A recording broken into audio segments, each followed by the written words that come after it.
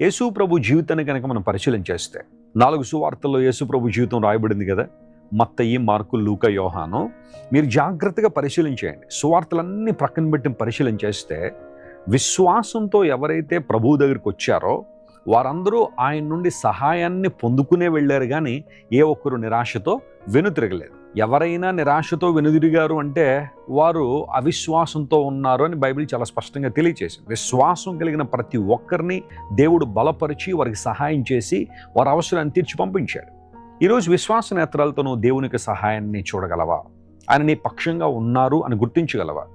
అనారోగ్య సమస్యలని ఉన్నా, ఆర్థిక సంబంధ ఇబ్బందులని ఉన్నా, ఒంటరితనంలో నువ్వు నలిగిపోతున్నా, నిందలు అవమానాల మధ్యలో కనీసం భోజనం చేయడానికి కూడా అవకాశం లేని పరిస్థితులను ఉన్నావేమో. నీ ఆఫీసులో కావచ్చు, లేదా నువ్వు పనిచేస్తున్న స్థలంలో ఒక సంఘర్షణను ఎదుర్కొంటూ ఏం చేయాలో తెలియని పరిస్థితుల్లో అవమానంతో ఉన్నావా? దేవుడు నీతో మాట్లాడుతున్నాడు, ప్రభువు నీకు సహాయకర్త అని నీకు సహాయం చేయవాడు. ఏ విషయంలో ఆయన మనకు సహాయం చేస్తారు లేదా చేశారు అంటే మన పాపములు క్షమించడంలో దేవుడు చాలా గొప్ప సహాయాన్ని మనకు చేశారు. మనలో ఏ ఒక్కరూ కూడా దేవుని తండ్రి అని పిలవడానికి యోగ్యత కలిగిన వారం కాదు. నిత్య రాజ్యంలో ఉండడానికి మనలో ఏ ఒక్కరికి అర్హత లేదు. దేవుని రాజ్యములో ఉండడానికి మనలో ఏ ఒక్కరికి యోగ్యత లేదు.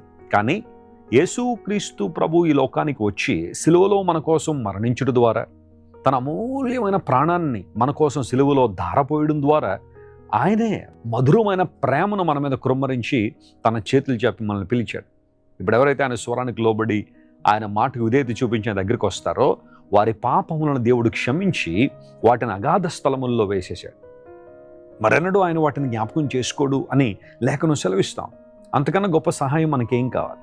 మన ఆత్మలను రక్షించడానికి ఈ లోకానికి వచ్చిన యేసు ప్రభు నిత్య శిక్ష నుండి, నిత్య నరకము నుండి మనలను తప్పించడానికి ఆయన ఇష్టపడుతున్నారు. అదే మానవాళికి దేవుడు చేసే గొప్ప సహాయం.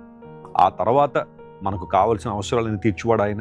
నిత్య జీవితంలో మనకు ఏది ఎప్పుడు అవసరమో సమస్తాన్ని ఎరిగిన దేవుడు, సర్వజ్ఞాని అయిన ప్రభు తన ఔన్నత్యమైన అనుభవాల ద్వారా మనల్ని నడిపించాలని ఆయన కోరుతున్నాడు.